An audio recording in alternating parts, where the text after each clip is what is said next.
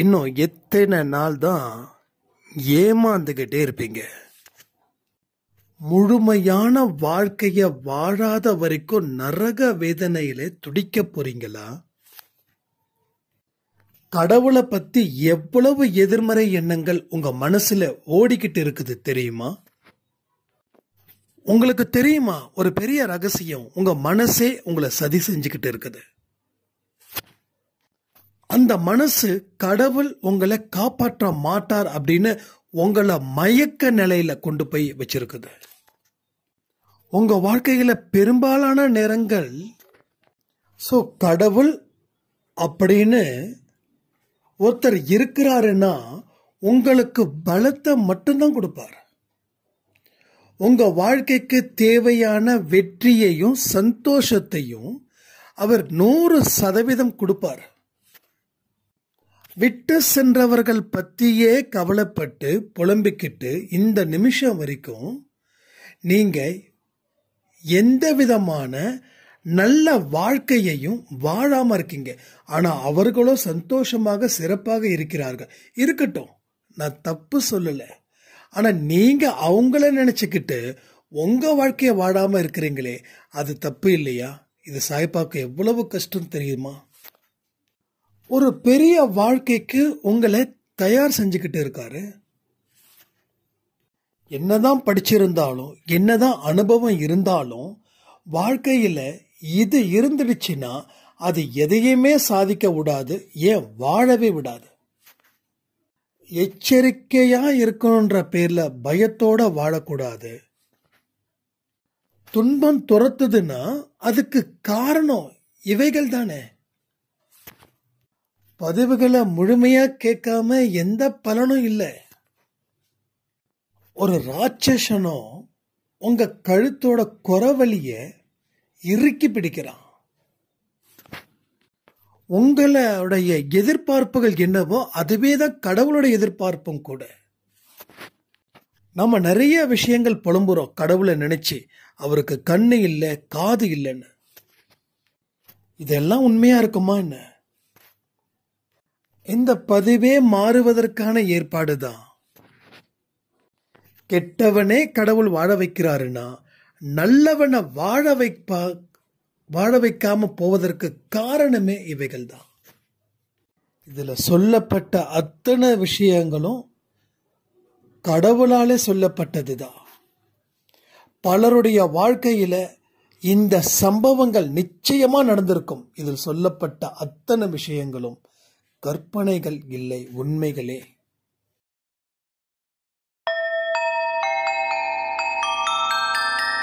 ஓம் சாயிரா சாயிரா, ஓம் சாயிரா சாயிரா, ஓம் சாயிரா சாயிரா, அன்பே சாயிரா, பேரன்பே சாயிரா, அகிலம் தளிக்க ஆத்மா விழிக்க அனுதினம் சாயிரா, எங்கள் அன்பே சாயிரா.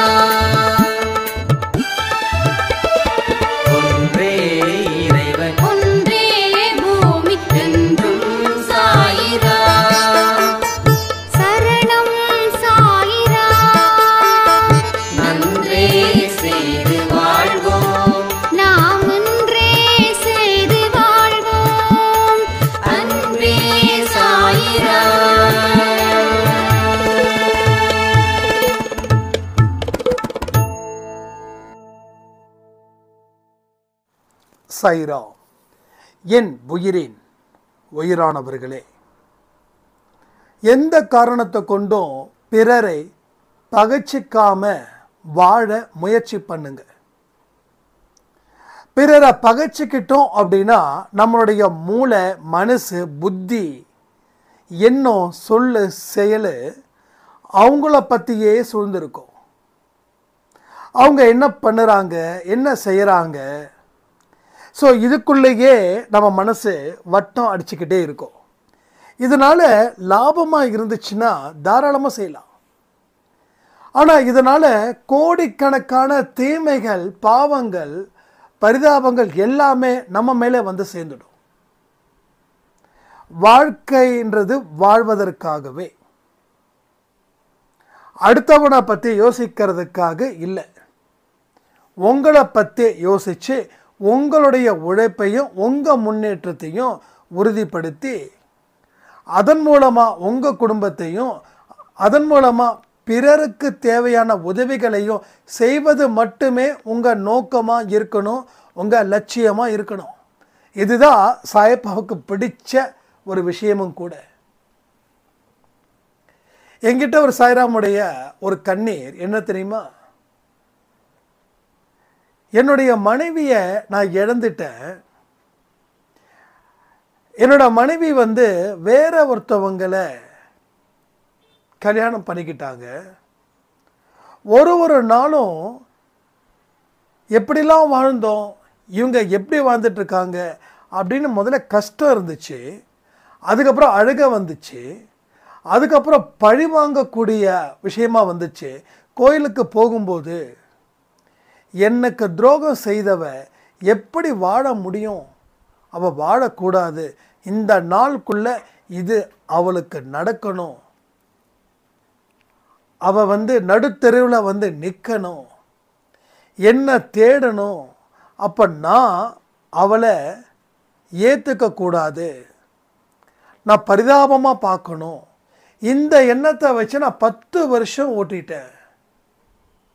ஆனால் அவங்க நல்லா இருக்காங்க, நான் நல்லா இல்லை அப்படின்னாங்க.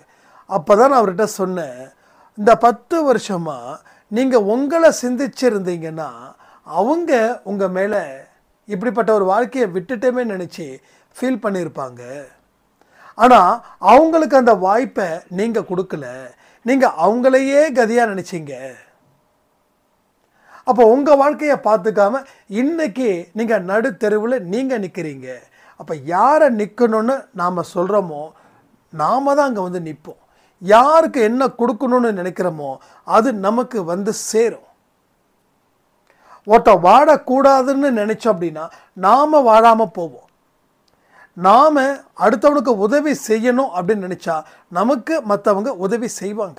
ஸோ இதுதான் லாஜிக். ஸோ இந்த லாஜிக் கரெக்டாக இருந்தால் உங்கள் லைஃப்பில் மேஜிக் கூட சூப்பராக நடக்கும். அப்போது நம்ம பண்ண தப்புகள் என்ன தெரியுமா? நமக்கு எதிரானவர்களை நாம் தினந்தோறும் நினச்சிக்கிட்டு இருக்கோம். நமக்கு எதிராக இருக்காதப்போ அவங்கள நினைக்கிறது குறைவு. ஆனால் நமக்கு எதிராக மாறிட்டாங்கன்னா அவங்கள தொடர்ந்து நாம் நினச்சிக்கிட்டு நம்ம மனசையும் நம்ம வாழ்க்கையும் நம்ம கெடுத்து குட்டிச்சவராக ஆக்கிக்கிட்டே இருக்கோம். எல்லாருக்குமே ஒவ்வொரு இது இருக்குங்க. ஒருத்தவங்களை முதுகில் சுமக்கிறோம் அப்படின்னா கடைசி வரைக்கும் முதுகில் சுமக்கணுன்ற அவசியம் இல்லை. அவங்க ஒரு ஸ்டேஜுக்கு மேலே அவங்களுக்கு நடக்க முடியும், போக முடியும், அவங்க வாழ முடியும் அப்படின்னு நினச்சிட்டாங்கன்னா உங்ககிட்ட சொல்லாமல் கூட உங்கள் முதுகில் இருந்து இறங்கி போயிடுவாங்க. அப்போ நேற்று வரைக்கும் இருந்தாங்களே இன்றைக்கி இல்லையேன்னா இதுதான் வாழ்க்கையோடைய எத்திக்ஸ்.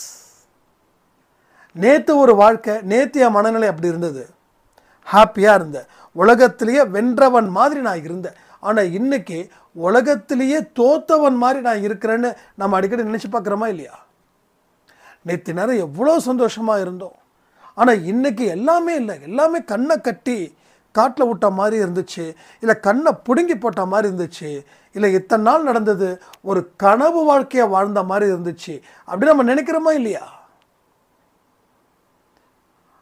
அப்போது ஒரு நாள் போல் ஒரு நாள் இல்லை. நம்ம மனசு பலகீனமாக இருந்துச்சுன்னா இந்த மாதிரியான விஷயங்கள் தொடர்ந்து நடந்துக்கிட்டு தான் இருக்கும். ஸோ நம்ம நம்பிக்கையை அது குலைக்கும். நம்ம யாருன்னு தெரியாத அளவுக்கு அது நம்மளோட அடையாளத்தையே அழிச்சிடும். அப்போ யார் நமக்கு எதிராக திரும்பினாலும் அவங்கள பழி வாங்கணுன்ற தாட்டு இருக்கக்கூடாது. ரெண்டாவது அவங்கள பற்றி இருக்கக்கூடிய நினைப்பு கூட இல்லாமல் உங்களுடைய நினைப்புகள் அத்தனையும் நிகழ்காலத்திலையும் வருங்காலத்திலையும் வையுங்க. சுற்றி இருக்கிறவங்கள பாருங்கள், அவங்க ஒருத்தவங்களால் நீங்கள் வீணாகலை, சுற்றி இருக்கக்கூடிய எத்தனையோ நல்ல உள்ளங்கள் உங்களுக்கு இருக்குது, அவங்களால உங்கள் வாழ்க்கை உயர்வடைய போகிறது. ஸோ கண்டிப்பாக லைஃப்பில் ஒரு அச்சீவ்மெண்ட் வேணும்னு நினைக்கிறவங்க இந்த மாதிரி எதிரிகளை பழி வாங்கணும் அப்படின்னு நினைக்காதீங்க. அவங்க உங்களை விட்டுட்டு விலகிட்டாங்க அப்படின்னா உங்களுக்கும் அவங்களுக்கு சம்பந்தம் இல்லைன்னு நினச்சிக்கோங்க. அவங்களுடைய பாதையில் நீங்கள் போகாதீங்க, உங்கள் பாதையில் அவங்க வரமாட்டாங்க. அது நல்லதுன்னு நினச்சி செயல்படுங்க. செயல்படக்கூடிய வேகம் இன்னும் அதிகரிக்கணும். ஏன்னா ஏகப்பட்ட நாட்களை நம்ம விட்டுட்டோம். உங்கள் மனசை தொட்டு சொல்லுங்கள், எத்தனை பேர் வாழ்க்கையில் உங்கள் கூட இருக்கிறவங்க இப்போ இல்லையேன்னு நினச்சி இப்போ வரைக்கும் ஒரு நல்ல வாழ்க்கையை வாழ முடியலன்னு சொன்னவங்க எத்தனை பேர்? கமெண்ட் பண்ணுங்கள். அப்போ இதில் இருந்து வெளியில் வரணும், என்னால் மறக்க முடியல, எனக்கு நடந்த துரோகத்தை ஏற்றுக்க முடியலன்னு கேட்குறவங்களுக்கு ஒரு சிறப்பான பதிலை தான் இந்த பதிவில் சொல்ல போகிறேன். ஸோ கெட்டவன் வாழும்போது நல்லவன் வாழ முடியாதா? ஸோ கெட்டவனே சந்தோஷமாக இருக்கான், பட் நல்லவன் வாழ முடியாதா? வாழ முடியுமா, வாழ முடியாதா? எனக்கே தெரியல. நீங்கள் சொல்லுங்கள், நீங்கள் சொல்கிறத நான் கேட்குறேன். ஒரு கெட்டவன் சந்தோஷமாக வாழும்போது நல்லவன் வாழ முடியுமா, வாழ முடியாதா? கேள்விக்கு பதில் சொல்லுங்கள். அப்போது கெட்டவனே வாழும்போது கெட்டவனுக்கே கடவுள் கருணை காட்டுறாரு அப்படின்னு நினைக்கும் போது நல்லவனுக்கு கூடுதல் கருணை கிடைக்குமா, கிடைக்காதா? ஸோ கண்டிப்பாக கிடைக்கும். ஏன்னா அடுத்தவனோட மகிழ்ச்சியை கெடுக்கிறவன், அடுத்தவனை ஏமாத்துறவன், அடுத்தவனுக்கு குழியை தோண்டி புதைக்கிறவன், அவனுக்கே கடவுள் ஏதோ ஒரு இடத்துல கருணை காட்டுறாருன்னா அடுத்தவன் வாழ்க்கை நல்லா இருக்கணும், நாம் ஏமாந்தாலும் அவன் சிறப்பாக இருக்கணும், நம்ம வாழ்க்கையில் பல கஷ்டங்கள் அனுபவித்தாலும் அவங்க சந்தோஷமாக இருக்கணும்னு நினைக்கிற உங்களை கடவுள் வாழ வைக்க மாட்டாரா என்ன? அப்போ வாழ வைக்கலன்னு நீங்கள் நினைக்கிறீங்கல்ல, அப்போ வாழ வைக்கலன்றது உண்மை இல்லை, வாழ முயற்சி பண்ணலன்றது உண்மை. அவர் வாழ வைக்க தயாராக இருக்காரு, ஆனால் நீங்கள் வாழ முயற்சி செய்யலை. அதனால தான் இவ்வளவு பெரிய ஒரு கான்ட்ராவர்சி போயிட்டுருக்கு. துன்பம் நிரந்தரமாக்கப்பட்டது, ஸோ மகிழ்ச்சி தோல்வியாக்கப்பட்டது, சந்தோஷம் தோல்வியாக்கப்பட்டது, ஸோ துன்பம் ஒன்றுமே நிரந்தரமாக்கப்பட்டது.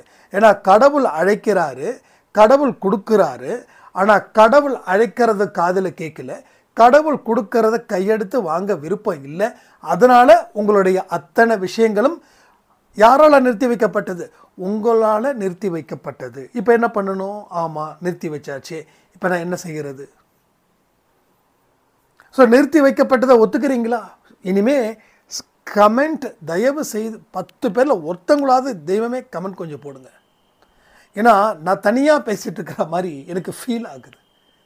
ஸோ இப்போ இந்த கேள்விக்கு பதில், அப்போது கடவுள் நிறுத்தி வைக்கிறாரா, இல்லை நீங்கள் வேண்டான்னு சொன்னீங்களா வரத்தையும் ஆசீர்வாதத்தையும்? அதுக்கு பதில் சொல்லுங்கள். ஓகே, இப்போது நான் தான் வாங்கலை அப்படின்னு சொல்கிறவங்களுக்கு தான் இந்த பதிவு கண்டினியூ பண்ணணும். இல்லைப்பா கடவுள் எனக்கு கொடுக்கலன்னா நீங்கள் அவங்கவுங்க உங்கவுங்க வேலைகளை தாராளமாக பார்க்கலாம், அது ரொம்ப சந்தோஷமாக இருக்கட்டும், ஆசீர்வதிக்கப்பட்டதாக இருக்கட்டும். அப்போது கடவுளை மனதில் வை, கடமையை புத்தியில் வை. கடவுளை மனசில் வச்சுக்கிட்டு கடமையை புத்தியில் வை, அவ்வளோதான், முடிஞ்சது விஷயமே, முடிஞ்சது. வாழ்ந்துடுவீங்க, வாழ போகிறீங்க. ஸோ எல்லாமே இங்கே சிறப்பாக நடக்கும். அதில் நீங்கள் உணரக்கூடிய தருணம் உங்கள் வாழ்க்கையில் இன்னும் பலமாகவே கிடைக்கும். அதில் எந்த சந்தேகமும் வேண்டாம். அதில் எந்த சின்ன 1% கூட சந்தேகம் வேண்டாம். யாரோ எப்படியோ, எஸ் அவங்க கஷ்டம் கொடுத்தாங்க, அந்த பிரிவு ஒரு கஷ்டத்தை கொடுத்துச்சு, அதுக்கு நான் என்ன செய்ய முடியும்? அப்போ அந்த பிரிவு எனக்கு கஷ்டத்தை கொடுக்குதுன்னு அந்த பிரிவு ஆயிடுச்சேன்னு சொல்லி கண்களாலையும் மனதாலையும் இரத்தத்தாலையும் சதையாலையும் அழுதுகிட்டோ காயப்படுத்திக்கிட்டோ இருக்க முடியுமா? இருக்க முடியுமா? நம்ம அப்படி தான் இருந்துகிட்ருக்கோம். அதான் கேட்குறேன், இருக்க முடியுமா இருக்க முடியுமான்னு கேட்டதுக்கு நாம் அந்த வேலையை தான் இங்கே செஞ்சுக்கிட்டு இருக்கோம். உருப்படி இல்லாத வேலைகளை தான் நாம் இரவும் பகலும் செஞ்சுக்கிட்டு இருக்கோம். அதனால தான் அவர் கொடுக்கப்பட்டதையும் அவரால் பெறப்பட்டதையும் எதுவுமே பயனில்லாமல் போகுது. ஒரு பொருள் நமக்கு வந்துருச்சுன்னா அதை பயன்படுத்தணும். பயன்படுத்த தெரியலன்னா அந்த பொருளை ஏன் வாங்கணும்? இப்போது அந்த பொருள் வந்தது தப்பா இல்லை நீங்கள் தப்பா? அப்போது எந்த பொருளாக இருந்தாலும் உங்களுக்கு தெரிஞ்சு வாங்குவீங்க, தெரியாமல் வாங்குவீங்களா? வாங்க மாட்டோம். சில பேர் என்ன பண்ணுவாங்க, ஆசைப்பட்டு கார் வாங்குவாங்க. காரை வாங்கி ஒரு ஸ்டேட்டஸாக நிறுத்திப்பாங்க. ஆனால் கார் ஓட்ட தெரியாது, காரை ஓட்டுறதுக்கு பயம். இப்போ கார் மேலே தப்பா இல்லை கார் வாங்கினவன் தப்பா? ஆனால் நாம் என்ன பண்ணுறோம் அப்படின்னா, காரு தான் தப்பு, நான் உட்கார்ந்த மாதிரியே அதை எனக்கு கூட்டு போகணும் அப்படின்னா அதுக்கு ஒரு டிரைவரை வைக்கணும். ஆனால் நான் ஓட்டுற ஃபீல் வரணும் அப்படின்னா நீங்கள் ஓட்டணும். உங்களுக்கு எங்கெங்கே வித்தியாசப்படுது உங்களுக்கு புரியுதா? உங்களுக்கு நான் ஏன் இவ்வளோ உதாரணத்தை சொல்கிறேன்? 10 நிமிஷத்தில் முடிச்சுட்டு போயிட்டோமா? நான் எதுக்கு நான் சொல்லி புரிய வைக்கிறேன்னா, ஓட்டுவதற்கு உண்டான அனுபவம் இருந்தால் தான் நீங்கள் 10 கோடி போட்டு கார் வாங்கினாலும் சரி, இல்லை 10,000க்கு ஒரு செகண்ட் ஹேண்டு கார் வந்து ரொம்ப லோ ப்ரைஸ்க்கு வாங்குறாலும் சரி, அந்த அனுபவம் கிடைக்கும். ஒரு ஆளை போட்டு பின்னாடி உட்காந்துட்டு போனால், நாம் ஏதோ இத்தனை நாளைக்கு ரெட் டாக்ஸியில் போயிட்டு இருந்தோம், இல்லை கால் டாக்ஸியில் போயிட்டு இருந்தோம், இல்லை ஒரு ஆட்டோ ரிக்ஷாவில் போயிட்டு இருந்தோம், அந்த ஃபீலிங் தான் வரும். ஓட்டுற ஃபீல் வரணும்னா ஓட்டணும். ஆனால் ஓட்டுற ஃபீல் எனக்கு வரலைன்னா ஓட்டுறவன் வேற ஒருத்தன், உனக்கு எப்படி வரும்? ஸோ வாழ்க்கை எப்படி தான், வாழ்க்கை நீ வாழணும்னு நினைக்கக்கூடிய இடத்துல வாழ்வதற்கு உண்டான தயார் நிலையில் நீ இல்லாதப்போ கடவுளை வந்து தினந்தோறும் வந்து உட்காந்துக்கிட்டு சமைச்சிக்கிட்டு இருந்தா என்ன அர்த்தம்? நாம் நம்ம தலையில் மண்ணள்ளி போட்டுக்கிறதுக்கு சமம். அடுத்த மண்ணள்ளி போட்டோன்னா பிரச்சனை இல்லை, நாம் தான் நம்ம தலையில் மண்ணள்ளி போட்டுட்ருக்கோம். யாருக்கு என்ன லாபம்னா நஷ்டம் மட்டும்தான் இங்கே கிடக்குது, லாபம் எட்டி கூட பார்க்க மாட்டேங்குது. ஸோ நிறைய பேர் சொல்லுவாங்க, எங்கெங்கே தோல்வி மட்டும்தாங்க கிடைக்குது, வெற்றி எங்கே வருது, ஒன்றும் வரலைங்க, உயிரை கையில் பிடிச்சிக்கிட்டு நான் ஓடிட்டுருக்கேன் சொல்லக்கூடியவர்கள் எத்தனையோ பேர், நிறைய பேர் இதை சொல்லிகிட்டு இருக்காங்க. ஸோ துன்பம் ஏன் வருது, ஏன் இன்பம் கம்மியாகுதுன்னா இதுதான். அப்போது கடமையை புத்தியில் வைக்கணும். இது கடவுள் எனக்கு நெஞ்சில் குடியிருக்கிறாருப்பா, அவர் வந்து சொல்கிறாரு, இனி திரும்பி பார்க்காத, உனக்கு எல்லாமே ஒரு அனுபவத்தை கொடுக்கறதுக்காகவும் உன் கர்மாவை கழிப்பதற்காகவும் தான் உனக்கு இவ்வளவு துன்பங்கள் வந்ததே தவிர கடவுளால் இந்த துன்பங்கள் கொடுக்கப்படவில்லை. இந்த ரெண்டத்தையும் மனதில் வைத்து எதிர்காலத்தில் சிறப்பான திட்டத்தை உருவாக்கி நிகழ்காலத்தை அதற்கு உரிய மாதிரி செயல்படுத்துன்றார். ஸோ நஷ்டத்தை கண்டினியூ பண்ணணுமா, இல்லை கண்டினியூ பண்ணது போதுமா, இல்லை ஸ்டாப் பண்ணணுமா? ஸோ முதல்ல நஷ்டத்தை ஸ்டாப் பண்ணணும். எது நமக்கு தொடர்ந்து சேதத்தை கொடுக்குதோ அதை நிறுத்தாமல் லாபத்தை அடைய முடியாது. உங்கள் நேரத்தை எது கெடுக்குதுன்னு பாருங்கள். நீங்கள் திங்க் பண்ணக்கூடிய விஷயத்தை எது கெடுக்குதுன்னு பாருங்கள். எதனால் உங்களுக்கு இந்த நேரத்தை சரியான முறையில் பயன்படுத்திக்காமல் அந்த நேரத்தை வேறு எதுக்கு பயன்படுத்துகிறீங்க, பயன்படுத்துவது நம்ம வாழ்க்கையில் சரியாக தப்பான்றதையும் பாருங்கள். அதுக்காக நான் உங்களை சிரிக்கவே வேண்டாம், பேசவே வேண்டாம்னு சொல்லலை. எல்லாமே அளவோடு இருந்தால் தான் இந்த காலத்தை நாம் சரியாக பயன்படுத்தி வாழ்க்கையில் நம்ம வாழ முடியும். ஐஏஎஸ் படிக்கிறவங்க, ஐபிஎஸ் படிக்கிறவங்களாம் பார்த்திங்கன்னா ஒரு நாளைக்கு 8, 10, 12 மணி நேரம் படிப்பாங்க. ஏன்னா அவனுக்கும் ஆசை இருக்காதா சொல்லுங்கள்? அவனுக்கும் ஆசை இருக்காதா?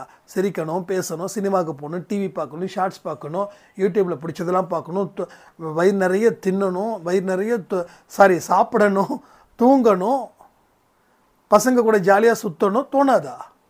தோணாதா? என்ன தோணுமா? தோணாதா? அப்போது தோணுது அப்படின்றது தான் உண்மை.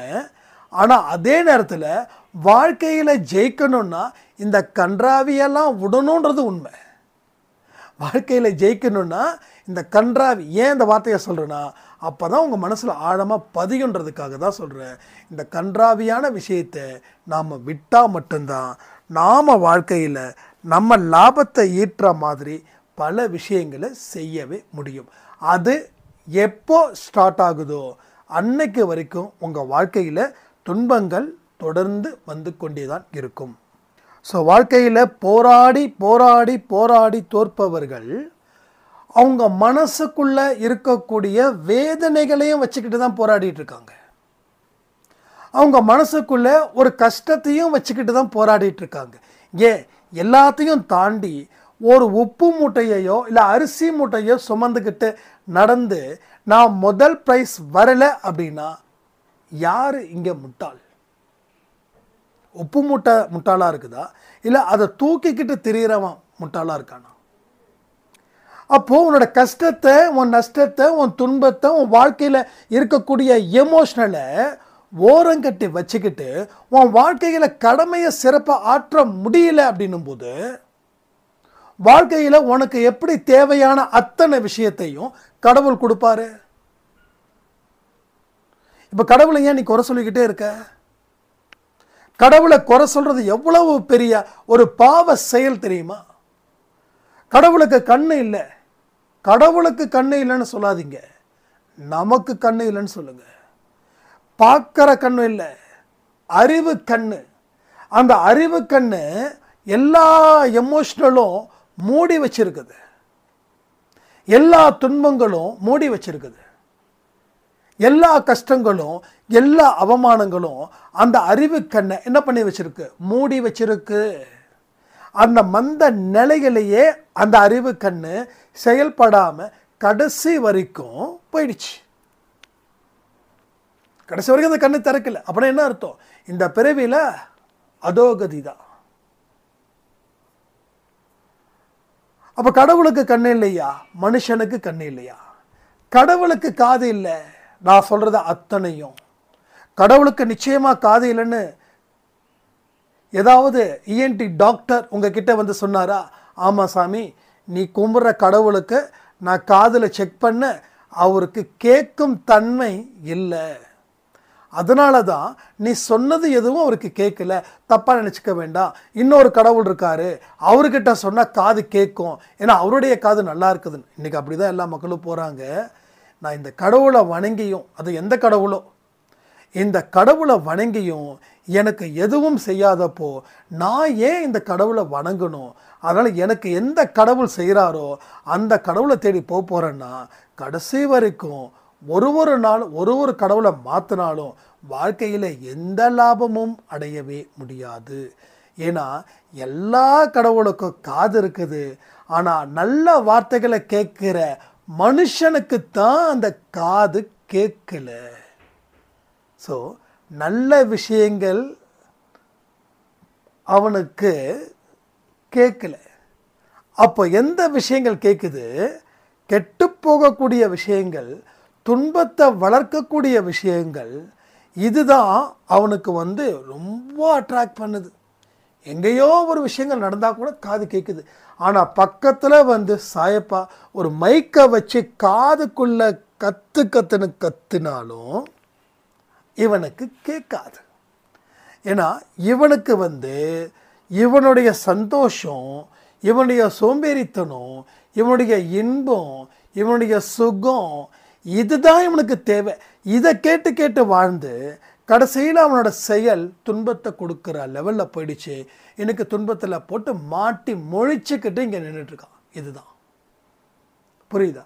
அப்போ கடவுளுக்கு கண்ணு இல்லை, கடவுளுக்கு காது இல்லை, யாருக்கு கண்ணு இல்லை, யாருக்கு காது இல்லை.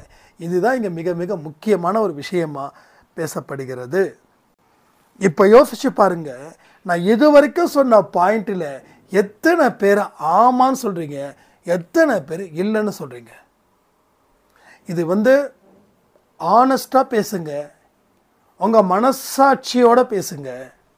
எப்போ நீங்கள் சில விஷயத்தை ஒத்துக்கிறீங்களோ அப்போ உங்கள் வாழ்க்கை நல்லாயிருக்கும். இப்போ நான் சொன்னதுக்காக ஒத்துக்கணும்னு ஒரு இடத்துல கூட நான் சொல்லவே இல்லை. நீங்களாக புரிஞ்சு, நீங்களாக தெரிஞ்சு, நீங்களாக ஒரு முடிவெடுக்கணுன்றது தான் என்னுடைய விருப்பம். அப்போ தான் நமது முழுமையான வாழ்க்கை நம்ம வாழ்வதற்கு நாம் நம்மளை தயார்படுத்த போகிறோம், இல்லை தயார்படுத்திக்கிட்டு இருக்கோம் அப்படின்னு நமக்கு புரியும். அது வரைக்கும் நமக்கு கண்ணை கட்டி எவனாவது ஒருத்தர் இழுத்துட்டு போகிற மாதிரி தான் இருக்கும்.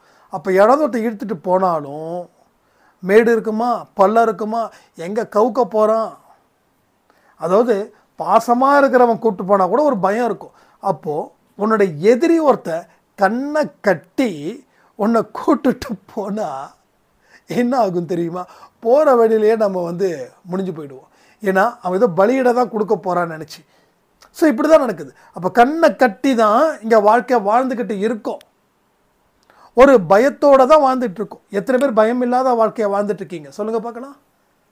ஸோ பல பேர், நான் வந்து சில பேரை வச்சு பேசலை, பல பேர் எப்படி பட்ட வாழ்க்கையை வாழ்கிறாங்கன்னா, என்ன நடக்குமோ ஏது நடக்குமோ எப்படி நம் வாழ்க்கை போகுமோ இந்த கான்செப்டை வச்சு தான் நாம் வாழ்ந்துக்கிட்டு இருக்கோம். ஆனால் உண்மையாக எப்படி வாழணும்னா, அடுத்த 10 வருஷத்தில் நான் எப்படி இருப்பேன், அதற்கு தகுந்த மாதிரியான முயற்சியும் உழைப்பும் இப்பொழுது என்னிடம் இருக்கிறதா? அது இல்லைன்னா இருக்க முயற்சி பண்ணுங்க, அது இருக்குதுன்னா அதை பலப்படுத்துங்க, அது இல்லைன்னா அதை உருவாக்குங்க. ஸோ இதெல்லாம் செஞ்சாதான் அங்கே வந்து வெல்ல முடியும். இதை எதுவுமே செய்யலை அப்படின்னா வாழ்க்கையில் வெல்லுவதுன்றது ரொம்ப கஷ்டம். திருப்பி அந்த வாய்ப்பு வழங்குமா வழங்கப்படாதானே தெரியாது. எத்தனை தடவை தான் கடவுள் வாய்ப்புகள் வழங்குவார். ஸோ அதையும் நம்ம பார்த்து கொஞ்சம் பயப்படணும். ஸோ என்னைக்கு நெருப்பு அணைஞ்சிடுச்சோ அன்னைக்கு சூடு குறைஞ்சிடுச்சு. ஸோ நெருப்புன்றது எரிஞ்சுக்கிட்டே இருக்கணும். அந்த கதகதப்பு இருந்தால் தான் நம்ம ஓட முடியும். அதான் பெரியவங்க சொல்லுவாங்க, சூடு இருக்கா சொரணை இருக்கா. சூடு சொரணை இருந்தால் தான் அவன் மனுஷன். சூடும் சொரணையும் இல்லைன்னா அவன் செத்து போனோம். அப்போது நீ போனமானு சொல்லி கேட்க மாட்டாங்க. ஏன்னா அது கேட்டால் அது வந்து ஒரு மாதிரி வேர்ட்ஸ் வந்து ஒரு மாதிரி வயிற்றால ஈரக்குலையெல்லாம் நடுங்க வைக்கணும். அப்போ என்ன பண்ணுவாங்கன்னா, சூடு இருக்கா சொரணை இருக்கா. அப்போ சூடு இருந்து சொரணை இருந்தாலும் உயிரோடு இருந்து எப்படி இப்படி அறிவில்லாமல் வாழ்ந்துக்கிட்டு இருக்க கேட்குறாங்களோ இல்லையா? எத்தனை பேர் திட்டு வாங்கியிருக்கேன் அப்பா அம்மா கிட்ட. நான் தான் முதல் ஆள் நிறைய திட்டு வாங்கியிருக்கேன் எங்கள் அப்பா அம்மா கிட்ட. எங்கள் அப்பா அம்மா இல்லை, அப்பா அம்மா கிட்ட.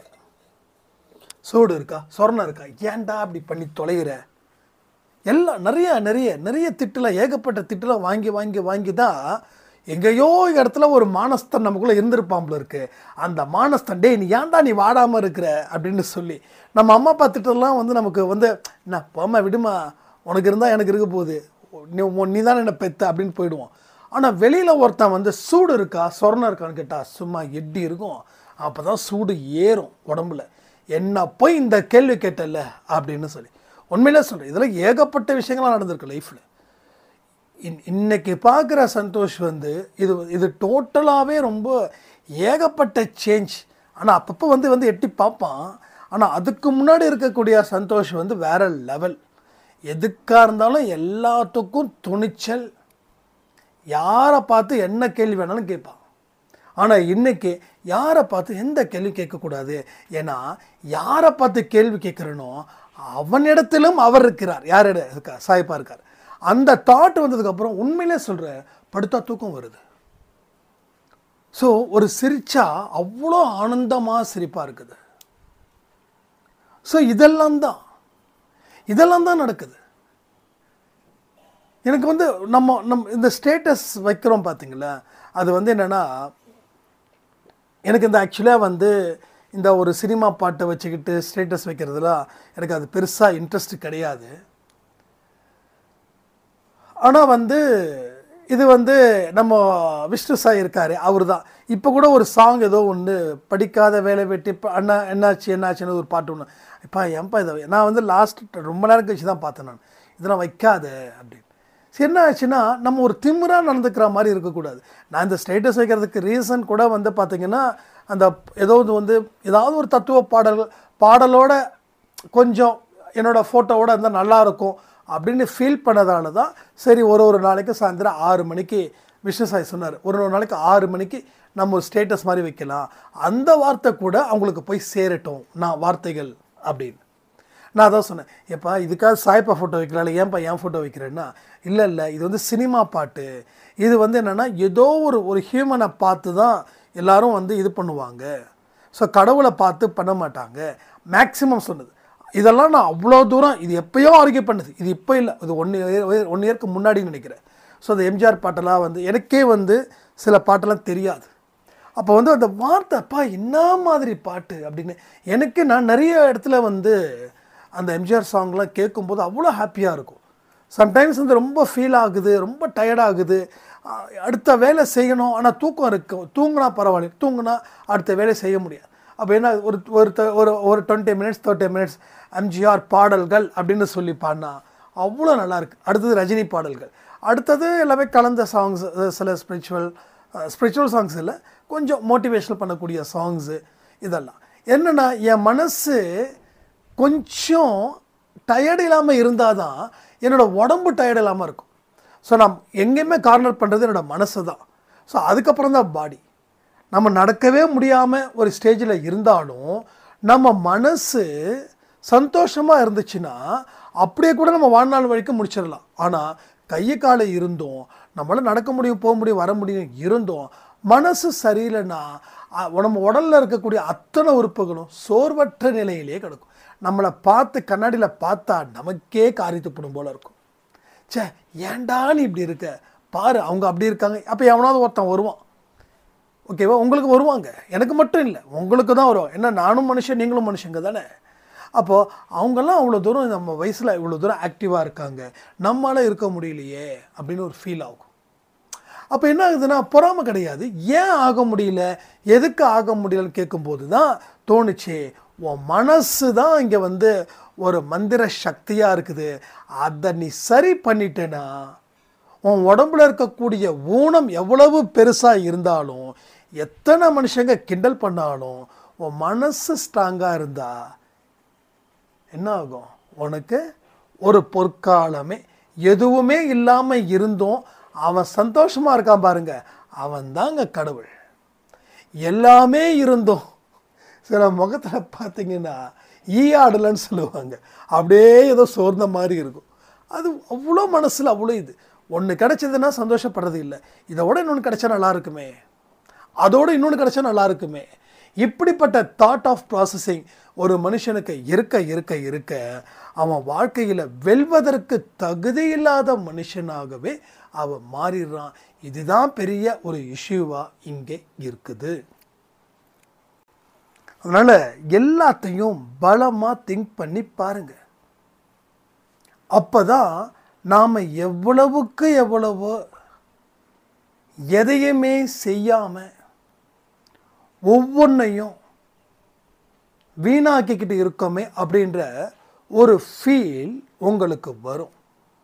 இது வந்தே தீரும். ஏன்னா பல கஷ்டங்கள், பல பிரச்சனைகள் இப்படி தான் உருவாக்கப்பட்டது உங்களால். எல்லாமே என்னால் அப்படின்னா உங்களால் ஏற்றுக்க முடியாது. ஆனால் ஏற்றுக்க முடியலன்னா உண்மையை சொல்லாமல் என்னால் இருக்கவும் முடியாது. எல்லா விஷயத்துக்கும் அந்த மனுஷன்தான் காரணம், எல்லா விஷயத்துக்கும். இப்போ மனுஷன் அறிவுன்ற ஒரு விஷயத்தை மூடி வச்சிட்டானாவே அவனுக்கு பிரச்சனைகள் ஆரம்பமாகும். சில பேருக்கு பயங்கரமான பிரச்சனைகள் இருக்கும், சில பேருக்கு மிதமான பிரச்சனைகள் இருக்கும். மிதமான பிரச்சனைகள் மிதமான மழை மாதிரி, ஒரு சுனாமி மாதிரி தான் பெரிய பிரச்சனைகள். அது லட்சத்தில் 10 பேருக்கு நடக்குது. ஸோ எல்லா விஷயத்துக்கும் தான் சொல்கிறேன். இப்போது இந்த பொண்ணு இறந்தாங்கல்ல, எனக்கு திரும்ப திரும்ப பேசுகிறேன்னு தப்பாக நினைக்க வேண்டாம்.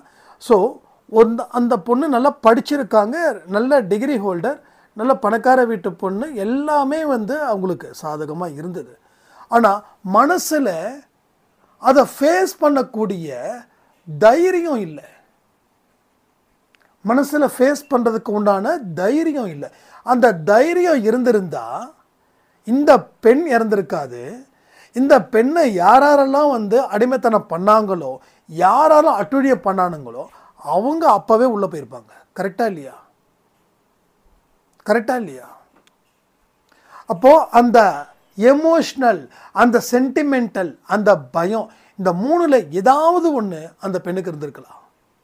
அதனால தான் அவங்களுக்கு என்ன பண்ணுறதுன்னு தெரியாமல் இந்த விஷயத்தை பண்ணாங்க. யாராவது சாகணும்னு ஆசைப்படக்கூடியவர்களா சொல்லுங்கள்? வாழணும்னு ஆசை ஜாஸ்தி இருக்கும். அது 25-27 வயசு தான் ஆகுது, 60-65 கிடையாது. ஏதோ நோய் ஆச்சு, வயிறு வலி, அதாவது வந்து பார்த்துக்க ஆள் இல்லை அப்படின்னா கூட அதுவே தப்பு தான். பட் ஏதாவது ஒரு சின்ன காரணத்தை கூட ஒரு நியாயப்படுத்திக்கலாம். சரி என்ன பண்ணுவாங்க பாவம் அப்படின்னு. ஆனால் எல்லாரும் உயிரை கொடுக்குற அப்பா, உயிரை கொடுக்குற அம்மா, தம்பி நினைக்கிற அவரு, எல்லாம் அதை நினச்சி பார்க்கவே இப்போ வரைக்கும் வேதனையாக இருக்குது. எத்தனையோ பேர் இவங்களுக்கு நமக்கு வெளியில் அந்த மீடியாவில் வந்ததால் எத்தனையோ தங்கச்சிங்க, எத்தனையோ அக்காக்கள், எத்தனையோ அம்மாக்கள், எத்தனையோ பாட்டிகள் வயசு வித்தியாசம் இல்லாமல் அந்த தற்கொலைன்ற விஷயத்துக்கு தயவு செய்து போகாதீங்க.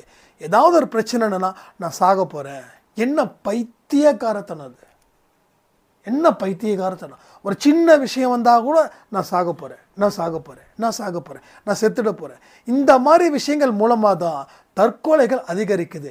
இதனால் நீங்கள் சாதிக்கக்கூடியது என்ன அப்படின்னா எல்லாமே லாஸ் தான்.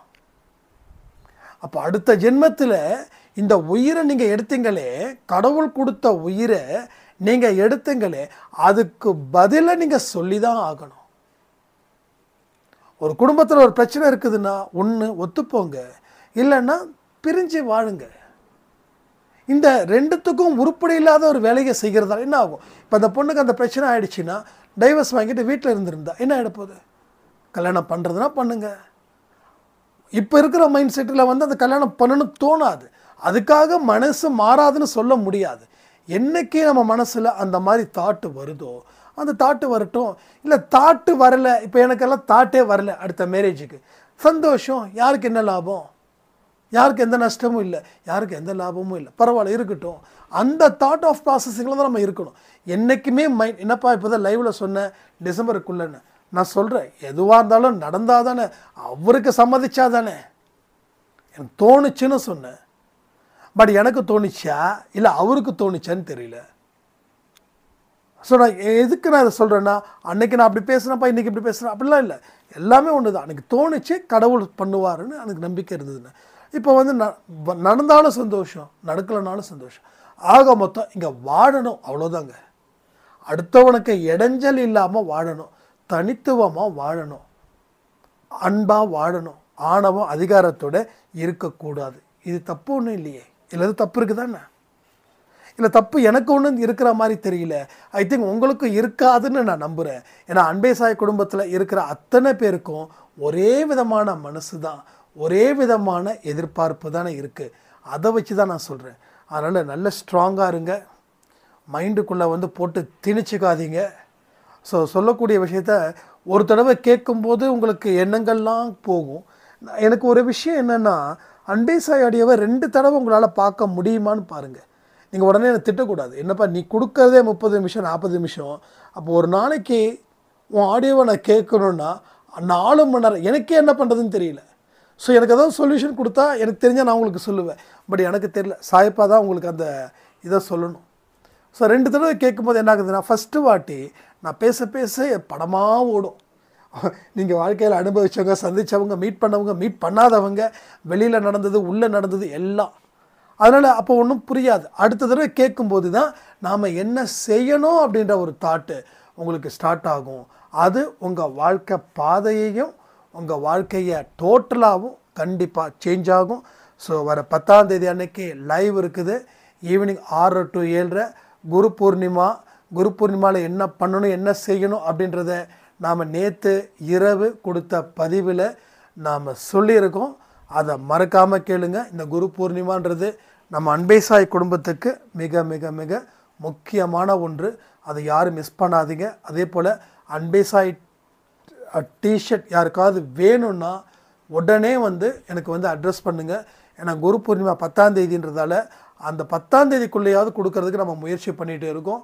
ஸோ 500 ரூபாய் கூகுள் பே வந்து என்னோடய வாட்ஸ்அப் நம்பர் தான். இங்கே யாராவது அன்பே சாயில் வந்து கமெண்ட் பண்ணுறவங்க என் நம்பர் வேணும்னா, என் நம்பர் தெரிஞ்சவங்க தயவு செய்து அவங்களுக்கு வந்து அந்த நம்பர் கொடுங்க. அவங்க வந்து அதை வந்து இது பண்ணிக்கிட்டோம். திரும்பவும் சொல்கிறேன், 8122000332. ஓகேங்களா?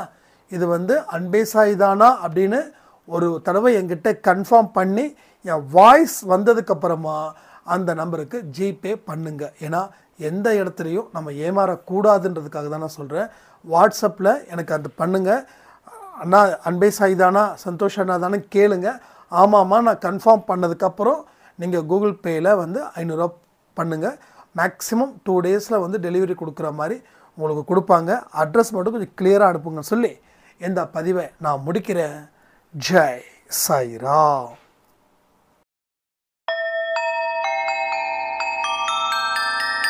ஓம் சாயிரா சாயிரா, ஓம் சாயிரா சாயிரா, ஓம் சாயிரா சாயிரா.